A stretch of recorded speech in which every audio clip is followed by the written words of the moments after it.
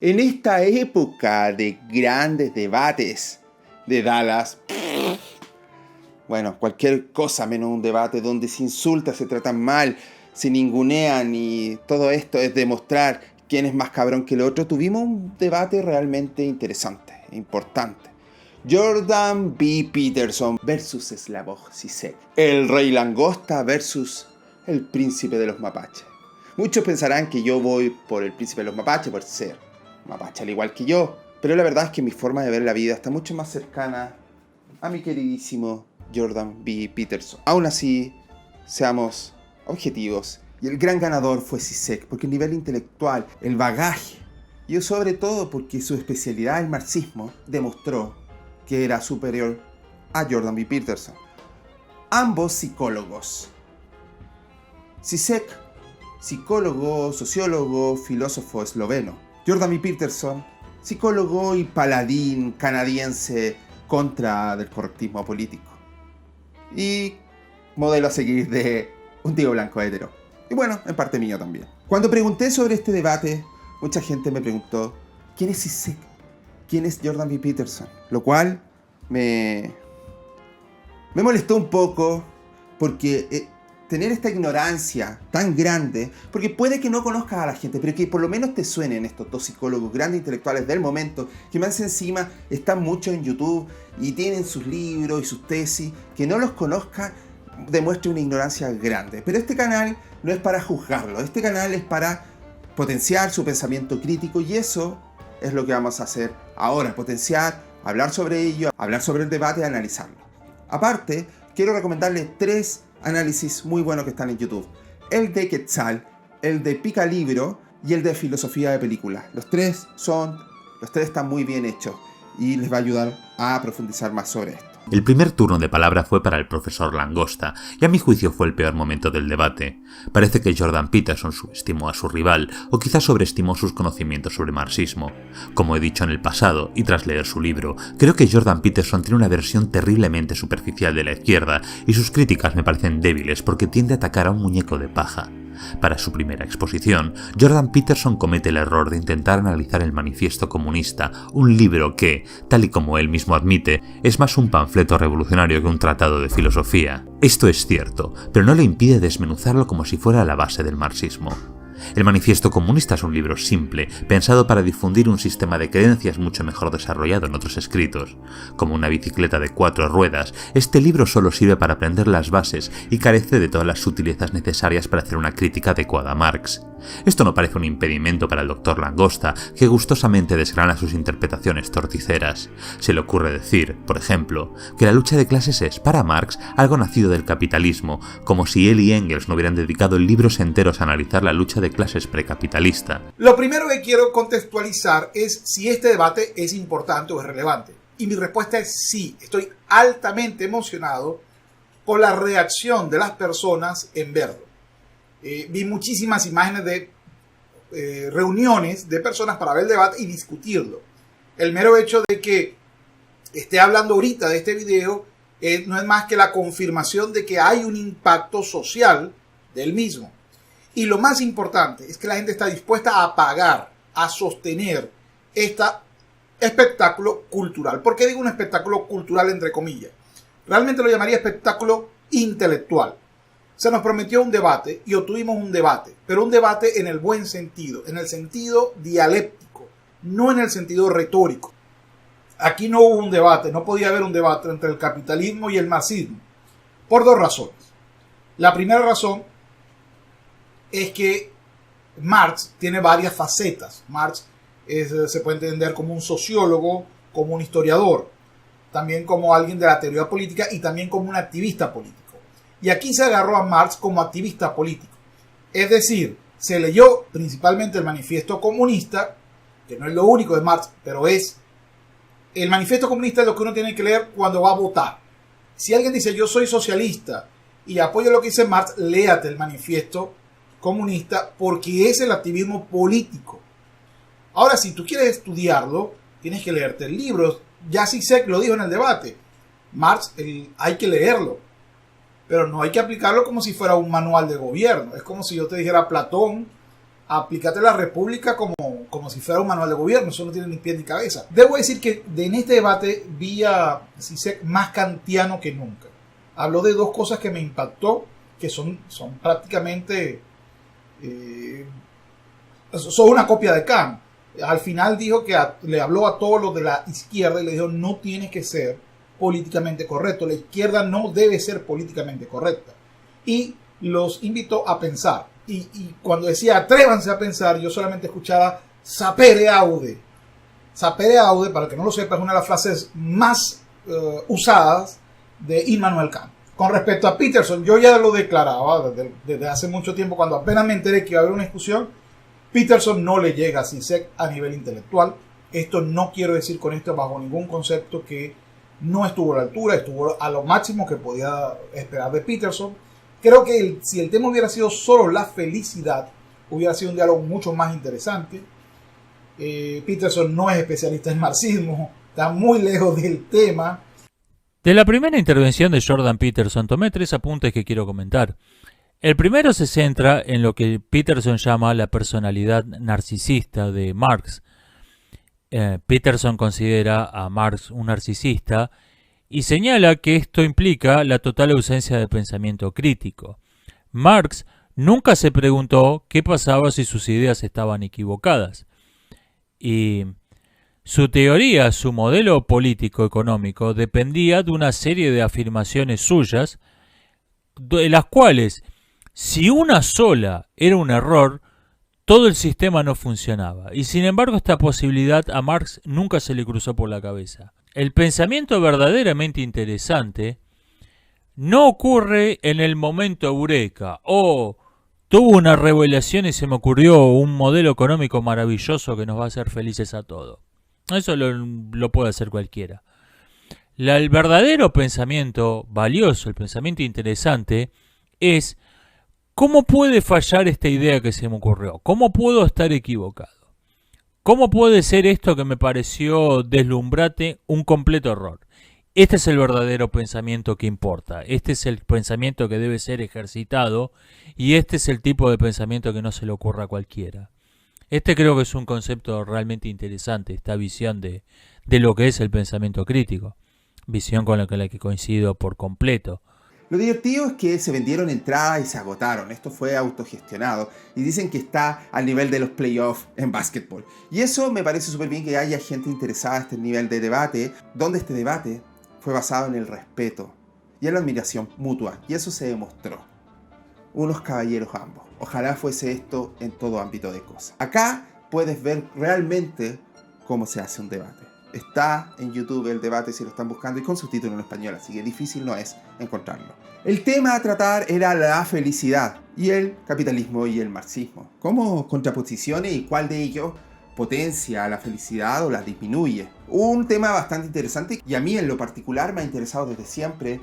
He hablado sobre el documental de Happy que vi y que he buscado mucho la teorización sobre la felicidad. Y había un punto de vista súper interesante, el cual Zizek en específico habla sobre el error de buscar la felicidad como fin, porque no debería buscarse, sino que debería ser un subproducto. Uno debería tener otro objetivo en los cuales eso derive a tu felicidad. Además, otra cosa que me sorprendió bastante de Zizek era su pesimismo, que contrapuesto a una parada un poco más optimista de Jordan Peterson era bastante interesante.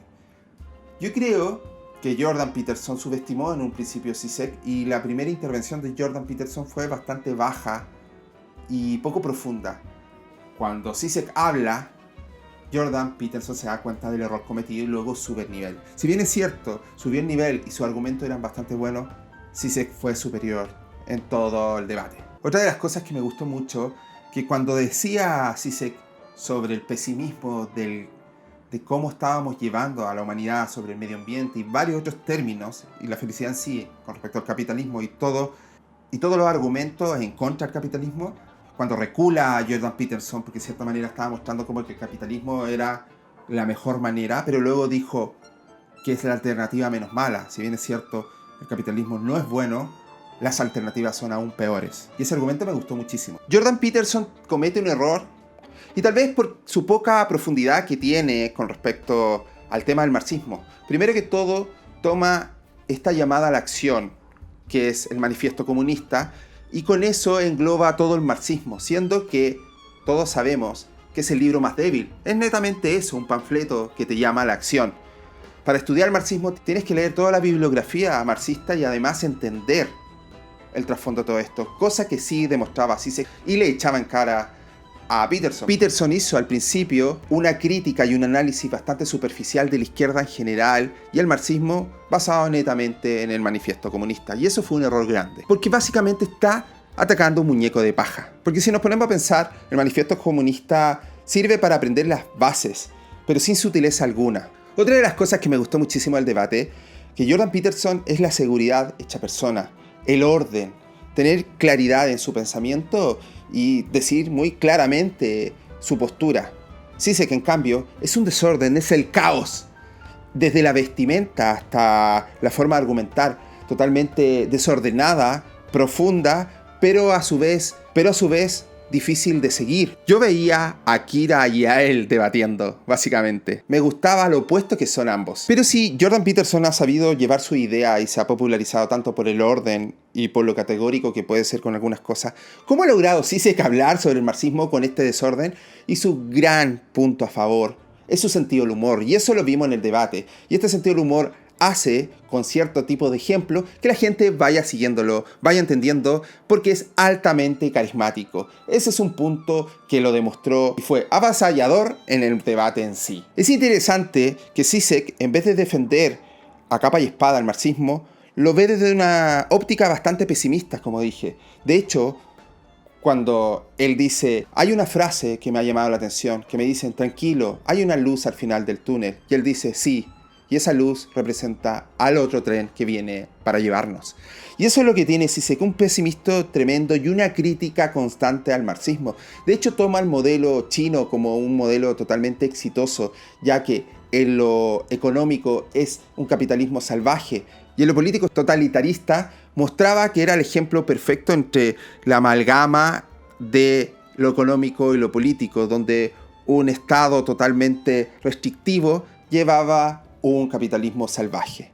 Pero lo mostraba como un ejemplo de éxito, pero a la vez totalmente horrible. También acá se habla de la libertad como una carga, como un peso que uno tiene que llevar, que romantizar la libertad es errónea. La libertad es más una carga. El punto de la crítica que tanto se le puede hacer al capitalismo es cómo salvajemente se aprovechan los recursos naturales al ir exterminando de a poco el medio ambiente. Hay un ejemplo que ambos utilizan, que lo plantea Zizek, que era de que se pensaba en Alemania que los bosques iban a disminuir cuando en realidad en toda Europa aumentaron. Y eso tomaba Jordan B. Peterson diciendo, una vez que estemos todos bien, que las riquezas suban, que estemos tranquilos, vamos a poder pensar en el medio ambiente. Además, dejémoselo a la industria. Cosa que Zizek reclama y dice, no, la industria, las empresas no tienen por qué ser la solución al medio ambiente. Tenemos que serlo todos como sociedad. Tenemos que unirnos para detener esto, antes que sea muy tarde. En este diálogo constante que tiene Peterson con Zizek, vamos viendo cómo se va desenvolviendo y cómo está dejando sumamente claro su visión totalmente apocalíptica a Zizek, y donde piensa que los errores se pueden seguir cometiendo y en qué momento vamos a parar, donde habla que la felicidad no es un fin sano y algo que realmente queramos en el fondo, sino que siempre estamos hechos para los seres humanos para destruir nuestra propia felicidad. También habla de la libertad y el peso que trae ello. Por lo tanto, es bastante, como dije, pesimista. Por otro lado, Jordan Peterson tenía un discurso súper claro, pero se fue dando cuenta que había subestimado a su oponente y vio, aparte de tener muchas cosas en común, de que ambos eran críticos hacia el marxismo, y por ello se le empezó a hacer más difícil el debate. Porque esperaba debatir contra una caricatura marxista y nunca fue eso. De hecho, a tal punto que Peterson normalmente ha sido tranquilo y seguro de sí mismo, acá se vio un poco más complicado en el debate. Varios de los golpes que dio Jordan Peterson que me gustaron fue uno de que Marx era un narciso, porque nunca pensó ni se criticó a sí mismo, porque nunca pensó en que podría estar errado, y plantea todo un sistema en base a sus ideas sin haber pensado. Y decía Peterson que el verdadero pensamiento crítico no es el encontrar algo y criticarlo, sino que es pensar que ese pensamiento que uno mismo tiene es real o no, criticarlo a la vez. O sea, la idea que tú piensas que va a solucionar el mundo, tienes que echar un paso atrás y decir, ¿realmente va a solucionar el mundo? ¿Qué pasa si estoy errado? Ese es el verdadero pensamiento crítico, es la verdadera idea que deberíamos tener. Y eso dice que Marx no lo tuvo y que basa todo un sistema en unas ideas que él no podía comprobar si eran reales o no, y por eso el fracaso una y otra vez. A la vez le dice a Zizek que él no propone nada nuevo tampoco, y si bien es cierto no está totalmente de acuerdo con lo que está pasando a la izquierda hoy en día, ¿por qué no propone una alternativa? Zizek dice que él es más hegeliano y él trata de volver a las raíces de esto. Otra cosa que me gustaba mucho de Zizek que decía and so on, so on, so on. Y básicamente si Zizek podría haber destrozado a Peterson con los primeros debilidades en su discurso del principio de este debate, él prefirió ser mucho más cordial y ameno con él, con este juego además de hacer chiste entre medio del debate y mostrar su intelecto, dejó en claro para todos el nivel superior que tiene. A su vez, Peterson fue bastante correcto y entendió cómo se llevó este debate, y ambos terminaron en una posición bastante amistosa porque a la vez en muchos puntos coincidían. En otras palabras, vimos un debate bastante grande, no es el debate del siglo, pero sí un buen debate con ideas y con un discurso inteligente. Tipo de debates que necesitamos hoy en día. Por eso, chicos, me parece bien que quieran ver estos debates youtubers, pero por favor, vean más de este otro tipo de debate, investiguen más, estudien más, vean quién es Slavoj Zizek y quién es Jordan B. Peterson. Y lean, por favor, no todo es Dala en la vida. El discurso de Zizek es mucho menos claro, estructurado y directo que el de Peterson. Su divagación hegeliana toca muchos temas, algunos en la superficie. Empieza usando a China como un ejemplo de triunfo económico, a pesar de que el propio filósofo expresa su desprecio por ese tipo de políticas que combinan el control estatal y la producción capitalista. Pero su crítica fundamental se arma contra el propio concepto de felicidad, cuya definición es vaga y a menudo dañina para nosotros mismos. El problema del deseo bajo una sociedad de hiperproducción capitalista es el desconocer lo que realmente deseamos, impulsados como estamos por la sobrecarga de estímulos de consumo. La libertad se convierte entonces en una suerte de carga, de responsabilidad, un peso que nada tiene que ver con las postales de la felicidad que a menudo nos describen los medios. Después de los discursos de apertura es donde creo que se encuentran los puntos más interesantes del debate. Llegados a este lugar, Peterson ya se ha dado cuenta de que su rival no es precisamente un marxista de copia y pega, y que para mantener la postura será necesario responder de una forma más afilada. El doctor Langosta siempre parece calmado en todos los debates, pero por primera vez el lenguaje corporal le delata. La cosa se le ha complicado. Empieza dando un paso atrás. Él tampoco cree en el libre mercado absoluto como método para llevar el mundo, cosa natural si tenemos en cuenta que sus valores judeocristianos le obligan a tener a la comunidad en consideración. La crítica a ese concepto del neomarxista posmoderno que se ha inventado la Langosta para meter a todos sus enemigos ideológicos en el mismo saco. Sometimes you call it postmodern neo-Marxism. I know what you mean. All this, from political correctness to these excesses of whatever spirit of envy and so on and so on. Do you think they are really, where did you find this data? I don't know them. I would ask you here, give me some names or whatever. Where are the Marxists here? I don't know any. Who is a Marxist here? Postmodern neo-Marxism. Where is really the Marxist element in it? They are for equality. Sorry, where? They are for equality at these cultural struggles, proper names, how do we call each other? Do you see in them, in political correctness and so on, any genuine will to change society? I don't see it. I think it's a hyper-moralization, which is a silent admission of a defeat.